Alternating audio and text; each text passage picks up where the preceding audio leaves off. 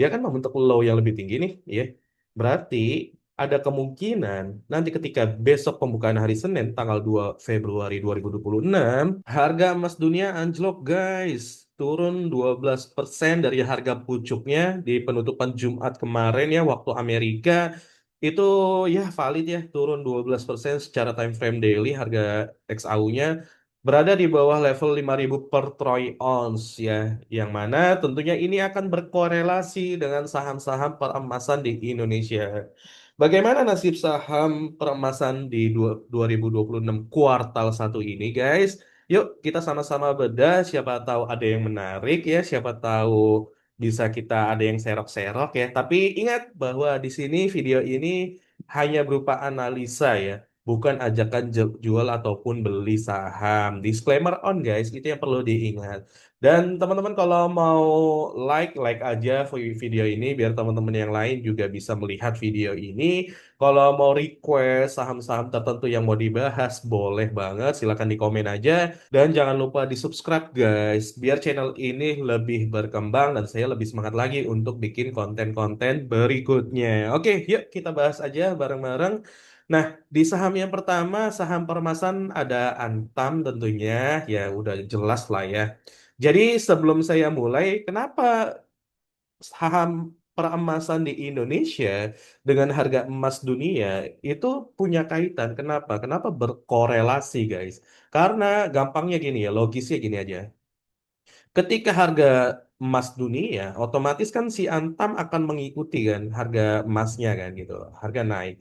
Ketika harga Antamnya naik, tentunya omset Antam juga akan naik dong, ya kan? Begitupun sebaliknya, ketika harga emas dunia turun, harga Antam akan diturunkan. Tentunya omset tentu akan menurun, gitu ya. Secara hitung-hitungan kan seperti itu kan, gitu. Makanya selalu harga emas dengan saham peremasan di Indonesia itu akan berkorelasi, guys. Itu akan berkorelasi. Maka dari itu, ketika teman-teman memutuskan untuk ngehold saham peramasan di Indonesia, ya teman-teman juga harus memutuskan untuk memantau terus tuh harga emas dunianya berapa atau bagaimana. Karena bukan sekedar analisa teknikal, bukan sekedar analisa transaksi, tapi juga ada hal yang perlu kita perhatikan yaitu tadi makronya ya, sisi makronya. Makro itu kan menyangkut harga emas dunianya, geopolitik segala macam yang tertuang di harga emas dunia kan gitu. Makanya ya kita akan bahas ya ini cukup menarik ya. Saya antusias juga karena saya yakin saham-saham permasalahan ini memang sebelumnya kan sangat menarik ya. Karena rally panjang ya. Terbukti di Antam pun rally panjang kan sebelumnya gitu ya. Dan kalau kita lihat, kalau kita cek ya ini sudah kita hubungkan yang namanya trend line. Nah, di trend line ini ya kan dia menghubungkan antara low dengan low. Ya sebenarnya ini masih bisa sampai bawah, cuma di sini aja cukup. Low dengan low. Ketika dia membentuk low yang lebih tinggi daripada yang sebelumnya di sini gitu ya. Dia kan membentuk low yang lebih tinggi nih, ya. Berarti ada kemungkinan nanti ketika besok pembukaan hari Senin tanggal 2 Februari 2026 ini akan mengalami koreksi, guys. Ya, batasnya sampai mana? Bisa jadi sampai low yang di sini nih, candle yang terakhir nih, ya. Atau bisa jadi menyentuh atau rejection dari area Fibonacci-nya. Ya, seringnya suatu saham akan rejection di area Fibonacci-nya ketika masih dalam kondisi uptrend, ya. Kecuali memang dia berniat untuk downtrend, Fibonacci-nya akan ditembus gitu ya. Lalu ya, ini berdasarkan teknikal dan ini di time frame daily. Coba kita lihat di time frame weekly-nya. Nah, di time frame weekly-nya terlihat jelas guys bahwa ya tetap ada dorongan ya meskipun kemarin IHSG crash bahkan sampai trading halt dua kali gitu kan di hari yang berbeda. Nah, ini ada dorongan demand yang kuat. Jadi ada dorongan jual, tapi dilawan lagi dengan dorongan demand yang kuat, permintaan yang kuat atau pembelian ya. Jadi mengapa di weekly kemarin penutupan harga Antam ditutup di 4.210? Karena ya ini tadi dorongannya juga masif gitu, turunnya masif, dorongnya masif. Jadi ada yang nyerok di bawah sini guys ya. Ada yang nyerok di bawah sini karena berpikir harga emas dunia masih masih di atas rata-rata atau akan rally terus gitu ya. Mungkin berpikirnya seperti itu. Tapi kalau melihat kenyataannya di Jumat malam kemarin gitu ya, bahwa harga emas dunia malah turun, nah ini akan menyebabkan panic sell bisa jadi gitu ya. Harga emas akan gap down, bisa jadi seperti itu, atau harga antam ya, bukan harga emas. Harga antam akan gap down, baik yang mau jualan. Dan kalau kita lihat kemarin ya, kemarin harga turun tapi volume rendah guys tuh ya. Ini menandakan orang-orang tuh mesti nge-hold sahamnya ya. Mesti nge-hold, mesti wait and see ini gimana nih gitu ya. Nanti ya bisa jadi di hari Senin buat teman-teman yang masih menggunakan banyak indikator di dalam trading sahamnya, kapan tobatnya? Emang nggak kapok dikasih sinyal palsu terus sama banyak indikator? Apalagi banyak kelemahan kalau kita menggunakan banyak indikator. Salah satunya adalah candle-nya pasti kecil-kecil banget kalau teman-teman menggunakan banyak indikator. Itu yang pertama. Yang kedua, kelemahannya adalah menurunkan tingkat conviction teman-teman. Teman-teman akan jadi bingung ketika indikator A ngasih sinyal buy, sementara indikator C ngasih sinyal jangan entry, jangan buy gitu. Nah, teman-teman akan bingung hingga akhirnya teman-teman melewatkan kesempatan untuk masuk di saham tersebut. Atau ya yang ketiga teman-teman misalkan jangan entry, teman-teman malah entry, akhirnya apa? Beli di pucuk. Terus berakhir dengan apa? Berakhir dengan cut loss. Maka dari itu ya, saya membuatkan e-course mahir analisa teknikal ya, biar teman-teman tuh belajar ya, bila teman-teman tuh bisa menganalisanya secara mandiri, nggak bergantung dengan orang lain, nggak bergantung dengan kelas-kelas yang ada di luar sana. Jadi benar-benar teman-teman bisa mengandalkan kemampuan teman-teman sendiri. Ya, benar-benar teman-teman bisa mengandalkan kemampuan teman-teman sendiri sehingga apa tidak terjebak lagi dengan sinyal-sinyal palsu. Ya, di Mahir Analisa Teknikal ini ya harganya cukup terjangkau, cuma 249.000 dari 1,5 juta ya. Terus di dalamnya juga ini berupa video ya, bukan e-book, bukan PDF, tapi berupa video. Biar apa? Biar teman-teman bisa lebih mempelajari gitu ya. Dan 10%-nya teori, 90%-nya praktek kita teman-teman ya. Bukan hanya teori doang yang besar gitu, tapi justru porsi prakteknya yang lebih besar. Dan di dalamnya juga teman-teman bisa mempelajari risk management atau trading plan. Bagaimana cara membuat trading plan yang baik, ya? Bagaimana cara menentukan titik entry yang tepat, titik stop loss yang tepat, atau bagaimana cara membuat money management yang baik, gitu. Nah, ini semua ada di dalam Mahir Analisa Teknikal.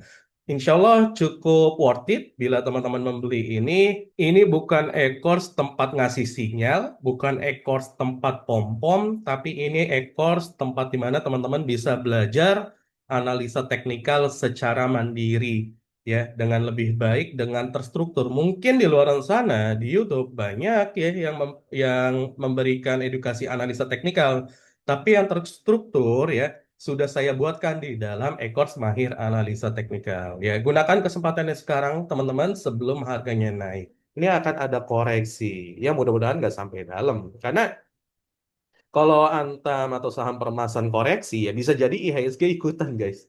Ya, bisa jadi algo asing ya melihat, ya udah sekalian aja udah guyur gitu ya. Terus kalau IHSG-nya merah, ya saham yang lain akan ikutan-ikutan juga guys. Itu yang dikhawatirkan sebenarnya ya. Ada implikasinya ya. Ada hubungannya lah, korelasinya ya. Antara saham Antam atau saham peramasan, IHSG dengan saham yang lain, sektor yang lain gitu. Itu ada hubungannya guys. Nah kalau kita lihat memang di sisi weekly seperti ini. Tapi kalau penutupan kemarin justru volumenya tinggi ya gitu. Meskipun ditutupnya bukan candle reversal ya. Bukan ciri-ciri candle reversal. Ya mudah-mudahan koreksinya nggak akan lama karena kita akan lihat juga secara analisa transaksi bagaimana nih analisa transaksinya atau siapa yang menggerakkan di akhir-akhir ini. Nah, coba kita cek di Neo BDM terlebih dahulu. Terbukti ya, kemarin yang nyerok tuh si ZP. ZP tuh 170 miliar ya. ZP 170 miliar. Di hari sebelumnya siapa yang nyerok? Nah, tuh KZ 108 miliar kan. Ada AZ, YU ya. Mereka serok. Nah, ZP sebelumnya hari sebelumnya dia jualan ya 509 miliar. Tapi dia udah nyerok lagi nih, udah beli lagi dia 170 miliar. Pertanda apa nih guys ya? Padahal hari sebelumnya dia udah jualan 509 miliar. Apakah dia ngurangin porsi doang atau bagaimana? Atau membuat manipulasi harga aja gitu ya. Bisa jadi nih ZP karena dia udah pernah jualan banyak, mungkin bisa jadi besok nih pelakunya ZP juga. ya hari Senin bisa jadi seperti itu. Dan kalau kita lihat dari harga bawah, harga bottom ya di tanggal 12, coba kita cek ya. Di tanggal 12 itu dari tanggal 12 sampai tanggal 26 Januari. Nah, siapa yang akumulasi atau siapa yang dorong harganya ke atas? Nah, ini ya. AKZP, KZBK. Udah foreign ini ya. Ini foreign yang dorong harganya ke atas. Biar apa? Ya, teman-teman bisa lihat. Harganya naik cukup tinggi. Berapa yang digelontorkan dananya tuh? Teman-teman bisa lihat. 800 ditambah 600 berarti 1,4 ya. Atau 1,5 ditambah 70 belakangnya ya. Tuh, 1,5 ditambah 400 berarti hampir 2 triliun guys ya. 2 triliun lebih yang digelontorkan oleh si Foreign ini. Untuk apa? Dorong si Antam ya ke utara ya. Dorong si Antam ke utara sampai harganya nih sempat tembus 4.760 guys. Hampir ke 5.000 ya. Hampir ke 5.000 dikit lagi gitu ya. Nah, lalu ya ketika harga sudah di pucuk, nah ini saatnya mereka apakah mereka sudah saatnya untuk distribusi? Karena ini kan fase markup ya, ini fase akumulasi, ini fase markup, dan ketika fase markup kita lihat ya, terus tadi kan udah jelas ya A, K, Z, P, KZ ya, sama BK. Nah, di tanggal 27 sampai 30 kemarin, kalau kita lihat ya, di tanggal 31 deh, 27 sampai 30 ya. Nah, AK kan yang jualan AK ZP ya. Mereka jualan guys gitu. Mereka nggak mungkin nahan seterusnya. Mereka nggak mungkin ya terlepas dari isu market crash gitu ya. Terlepas dari isu itu, ya mereka pengen tetap jualan. Mereka tetap pengen profit guys. Makanya harus tetap diperhatikan analisa transaksinya nih ya. Mereka yang akumulasi, mereka yang dorong, mereka yang markup, ya mereka yang akan jualan distribusi gitu. Jadi buat teman-teman yang masih hold saham Antam sih ya, AK-nya aja udah jualan sama ZP itu udah 1 triliun. Tadi akumulasinya berapa? 2,5 triliun kan, gitu ya. Jadi itu bisa diperhatikan tuh, gitu ya. AKZP udah jualan, terus apalagi yang mau dipertahankan? Iya, ya mungkin kelihatannya kemarin ZP dia akumulasi, tapi bisa jadi ini manipulasi, bisa jadi guys. Kenapa? Karena AK-nya sendiri dia masih jualan tuh ya, 66 miliar gitu. Jadi ini yang harus diperhatikan buat teman-teman ya. Perhatikan titik krusialnya atau area pentingnya. Jangan sampai ya ketika sudah sekarang udah profit, profitnya malah tergerus karena telat take profit, sekedar take picture doang ya. Jangan sampai seperti itu gitu. Nah, di sini kan udah jelas nih ini area resisten dia juga ke rejection di sini ya di 3.900-an. Nah, ya jadi arahnya nanti itu kemungkinan akan ke sini nih 3.680 kan secara harga emas dunia kan sedang turun ya gitu ya. Jadi itu yang harus teman-teman perhatikan. Oke, gitu ya untuk saham Antam. Kita lanjut ke saham berikutnya masih peremasan karena kita sedang membahas saham peremasan yaitu MDKA.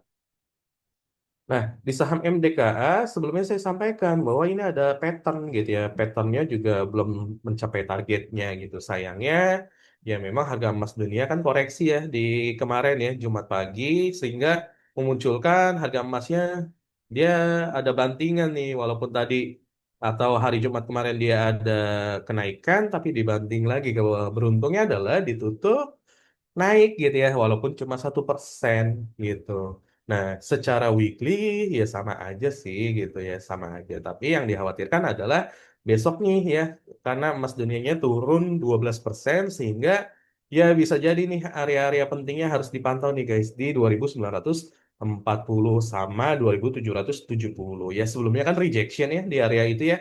Jadi area itu bisa diperhatikan sama kita gitu ya biar kalau ada momentum gitu ya untuk entry ya kita entry gitu ya. Tapi disclaimer on saya nggak ngajak teman-teman jual ataupun beli. Coba dianalisa lagi secara mandiri ya. Saya hanya berbagi point of view, berbagi insight gitu ya. Oke, ini secara teknikal gitu kan. Ini secara teknikal dan nah ini ya, ini titik entry yang harus dipantau lah, dijadikan watchlist lah ya, menurut saya itu. Oke, sekarang kita coba cek secara analisa transaksinya ada apa di MDKA. Siapa yang dorong nih MDKA nih? Atau siapa yang naikin harga MDKA? Ya mentang-mentang harga emas dunianya naik, dia ikutan naik. Ya, kita coba cek dari tanggal berapa nih? Dari tanggal 29 deh ya. Kita cek dari tanggal 29 Desember ya sampai tanggal berapa sebelum crash itu tanggal 26 Januari dia. Oke, kita cek ya. Nah, tuh kelihatan yang dorong si ZP ternyata 292 miliar, guys. ZP AKBK. Memang mereka kan foreign ya. Foreign itu kan sangat sangat inilah ya. Sangat melihat harga emas dunia gitu ya, geopolitik dunia gitu. Nah, mereka memutuskan beli MDKA, tapi kalau melihat harga emas dunianya justru turun, apakah mereka masih mau mempertahankan gitu ya? Apalagi ZP kan gede sendiri dia ZP 1 juta ya, dia 1 juta lot gitu ya. Nah, apakah dia masih mau mempertahankan atau justru nanti dia akan buang barang gitu ya. Kalau dia buang barang, nah area-area penting tadi yang harus dipantau guys. Ini udah dari 29 tuh di sini guys, di bawah gitu ya.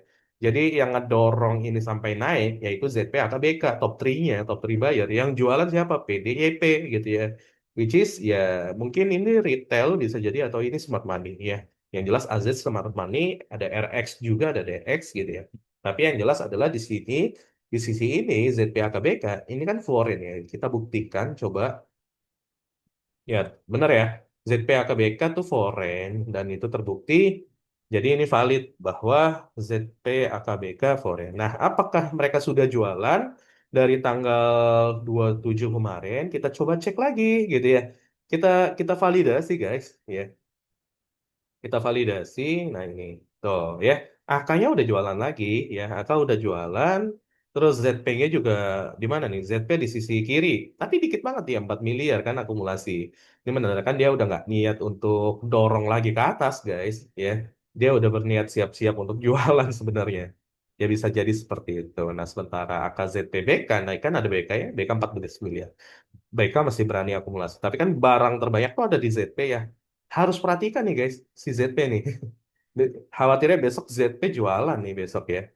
Khawatirnya ya teman-teman tinggal lihat aja average-nya gitu. Mungkin dimundurin lagi sampai tanggal berapa ya. Jadi tinggal lihat average-nya. Kalau sekiranya ZP masih harganya masih ada di bawah ya berarti dia bisa take profit.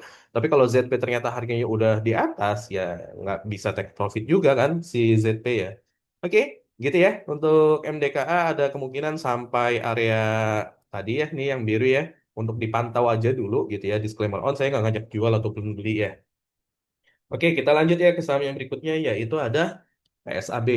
Nah, saham PSAB, nah ini kan ini lebih menarik ya guys. Karena dia turunnya kelihatan banget gitu ya, nggak ada hijau-hijaunya sama sekali nih di sini kan. Oke, nah secara analisa teknikal ya ini tetap support terkuat ya, terbukti dia rejection ya di tanggal 29 hari Kamis dia rejection di sini dan hari Jumatnya ternyata dia malah gap down ya, masih ada yang berupaya untuk jualan barangnya. Kalau kita lihat sih volumenya menurun ya, hari Jumat kemarin volumenya menurun. Tapi nggak tahu nih hari Senin pembukaan ya, tanggal 2 Februari. Bisa jadi meningkat dan harganya turun. Dan yang dikhawatirkan adalah dia break nih area support ini ya. Itu yang dikhawatirkan gitu. Karena kalau dia break, ya berarti valid downtrend guys ya. Kalau dia break di sini berarti valid downtrend. Oke. Dan secara weekly pun ya seperti itu gambarannya sih itu secara weekly ya. Jadi area supportnya tuh di 510 sampai 525. Kalau kita cek di analisa transaksinya, apa yang terjadi dengan PSAB? Coba kita cek dulu ya. PSAB apa yang terjadi di tanggal berapa nih? Di tanggal 21 Januari ya, 21 Januari. 21 Januari. Oke. Nah, siapa yang jualan tuh? AK ya. AK, CC, BK yang ngumpulin siapa? YPXL yang mana ini terafiliasi dengan retail, guys. Ya. Jadi AK ini kan foreign ya. Coba lihat CC-nya foreign bukan ya? CC-nya juga terkonfirmasi foreign, BK foreign ya. Jadi AK CC BK tuh foreign. Foreign versus domestik, guys. Ya. Ya kalah dong domestiknya. Ya, jadi apalagi domestiknya retail ya udah gitu ya. Inilah yang menyebabkan kenapa harganya turun ya dari tanggal 21 Januari 2026 ternyata foreignnya jualan terus guys. Ya bukan sekedar karena marketnya crash gitu, tapi memang karena mereka jualan ya. sedang jualan. Coba lihat tanggal 30 atau tanggal 29 sampai 30 ya, 2 hari ketika market crash ya. Dibuktikan ya. OD tuh ya malah jualan ya. Smart Money malah jualan, AKBK jualan, terus CC jualan. Oke, ini fix ya, confirm memang kurang menarik ya kalau PSAB ya. Mungkin yang tadi yang lebih menarik ya adalah Antam dan MDKA. So far sih seperti itu ya yang lebih menarik gitu. Ya tinggal nunggu area pantulan ya. Kalau Antam dan MDKA, kalau PSAB saya masih belum lihat sisi menariknya sih gitu ya. Coba kita lihat saham yang berikutnya masih berkaitan dengan saham peremasan. Nah, saat ini Archie ya, Archie juga kalau kita lihat memang dia masih dalam kondisi yang uptrend gitu ya. Dan dia rejection di area sini yang mana ini area konsolidasi ya sebelumnya ya. Ini area konsolidasi. Kalau di area konsolidasi ini dia jebol atau bahkan ini jebol lah, ini kita hapus saja biar tidak membingungkan ya. Ini, ya, ini di 1540 dia jebol ya, dia berarti fix downtrend guys. Ya, secara weekly pun seperti itu ya. Dia akan fix downtrend jika 1540-nya jebol ya. Apalagi ketika minggu kemarin dia turun dia dengan volume ya. Archie turunnya tuh kemarin dengan volume. Ini pertanda bahwa memang ada dorongan jual yang kuat guys. Ya, kita coba cek ya, kita coba baca dari analisa transaksinya. Siapa yang berniat jualan di Archie ini? Kita coba buktikan, guys. Dari tanggal berapa? Dari tanggal 21 juga ya. Sama kayak PSAB tadi ya. Dari tanggal 21 sampai 30 ya. Ini terlepas dari ini ya, dari market crash kemarin ya. Nah, terbukti guys, AK, BK, RX, YU tuh.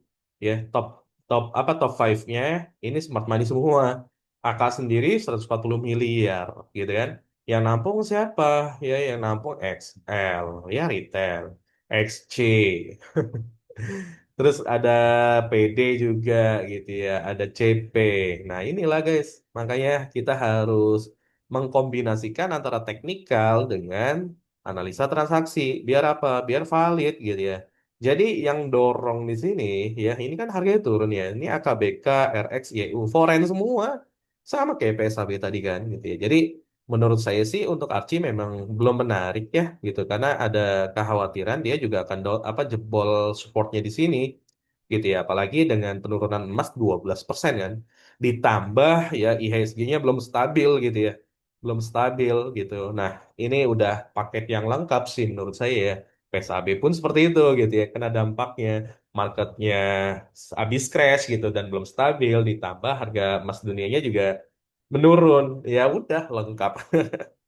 Terus ditambah ada banyak aksi jual gitu ya oleh si foreign. Nah, itu faktor lengkapnya guys. Oke, jadi gitu untuk Archie kita coba melihat harta deh, HRTA ya. Bagaimana peluang harta di 2 Februari nanti. Nah, di harta sendiri ya dia belum jebol trend line ya kalau kita lihat dan secara weekly sih ya secara weekly memang area supportnya ada di bawah sini ya. Area supportnya tuh ada di bawah sini nih di 1150, 1150. Nah, kalau teman-teman mau mantau mungkin di area sini nih ya. Buat 9 apa buat ya area rejection lah mungkin ya 1975. Kalau kita cek berdasarkan Fibonacci, ada kemungkinan dia akan turun ke area mana nih? Ya. Ada kemungkinan 1775 sampai 1495 guys. Ya, jadi kalau dia nanti turun terkoreksi ya mungkin dia rejection ya mudah-mudahan rejection aja sih. Karena so far harta masih bagus secara trendline ya. Secara trendline memang masih bagus dan belum dijebol kan ini trendline-nya. Ya oke. Tapi kalau secara analisa transaksi harta kita coba lihat apa yang terjadi di harta. Nah, di saham Marta kalau kita cek ya, kalau kita cek di saham Marta nih tanggal 13 Januari malah dia lebih duluan ya dibanding PSAB dan Archie. Dia malah turunnya duluan gitu. 13 Januari udah mulai turun ya. Nah, nanti ya ZP, AK, BK top 3 sellernya udah kelihatan. Dia udah 200 miliar sendiri guys. Yang nampung siapa? Ya, yang nampung retail gitu ya. Kemungkinan besok ada aksi, masih ada lanjutan aksi jualnya guys. Karena ya melihat korelasinya kan. Ya, nah ini ya terbukti ya foreign tuh ya, yang jualan nih yang dorong dari tanggal 13 sampai tanggal 30 kemarin forennya berusaha dorong ke bawah gitu. Jadi untuk harta ya kita pantau di area sini sih 1975 sampai 1775. Karena kalau ada rejection di situ ya bagus sih gitu ya. Bisa dipertimbangkan untuk entry. Tapi saya nggak ngajak beli ataupun jual ya guys gitu ya. Tolong dianalisa lagi guys. Ya, ketika saya menyampaikan ini tolong dianalisa lagi. Silakan teman-teman tentukan pilihan teman-teman ya, mana yang terbaik. Oke, kita langsung lanjut ke saham yang berikutnya yaitu ada BRMS. Nah, di BRMS ini memang di sini dia ada resisten become support dan dia sudah rejection ya. Dan kalau kita melihat dari sisi trend line ya, parallel channelnya, nah ini ya, dia memang ini menjadi low yang lebih tinggi daripada yang di sini ya. Ini bisa kita tarik sini dan mudah-mudahan ini nggak dijebol ya. Mudah-mudahan ini nggak dijebol. Ya, kalau dijebol kita bikin low yang baru berarti kan, gitu ya. Nah, batasnya nanti sampai mana? Mungkin 840 ya, gitu. Atau mungkin bisa jadi ini rejection lagi di sini nih. Ini low yang di sini rejection di 940 guys, ya. Di 940 bisa jadi nanti akan ada aksi rejectionnya. Nah, ini ya batasnya di sini tuh. 940 atau 950. Nah, kalau kita cek dari analisa transaksi BRMS, BRMS ini dia lebih cenderungnya sideways kan gitu ya. Konsolidasi terus kan. Kita ceknya dari sini deh ya. Dari tanggal 15 Desember deh gitu. Nah, 15 Desember kan sampai saat ini pun dia belum berhasil breakout lagi kan. Belum breakout ke atas lagi 15 Desember. Kita cek apa yang terjadi sampai tanggal 30 Januari kemarin. Ya, ternyata, nah si KZ dia masih ada barang 337 miliar guys. Ya, terus ZP juga masih ada di dalam, YU masih ada di dalam. Oke, jadi masih ada di dalam sih memang smart money-nya. Tapi kalau kita cek beberapa hari ke belakang, coba ya, kita cek dari tanggal 21 Januari deh, gitu ya.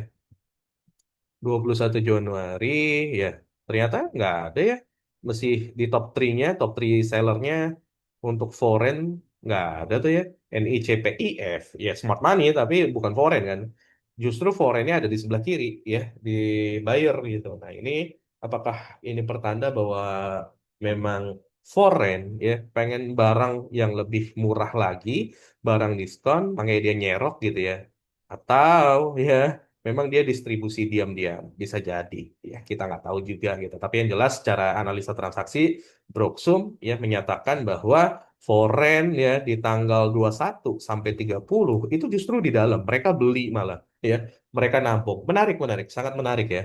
Oke, jadi mungkin bisa dipantau di area-area ini ya. Kalau 950 nanti dipantau juga average foreign itu berapa sebenarnya ya. Kalau average foreign sudah di atas ini gitu ya udah beli aja gitu nggak usah nunggu lama-lama lagi tapi disclaimer on ya harus dijadikan watchlist dulu dipertimbangkan ulang ya dianalisa ulang guys analisa ulang gitu saya bukan berarti yang sempurna paling benar metodenya atau paling benar analisanya tidak gitu ya tapi teman-teman harus menganalisa ulang biar teman-teman mempunyai tingkat conviction yang tinggi biar teman-teman tuh nggak FOMO gitu ya. Oke, gitu untuk saham BRMS. Kita masuk ke saham yang terakhir yaitu ada emas ya.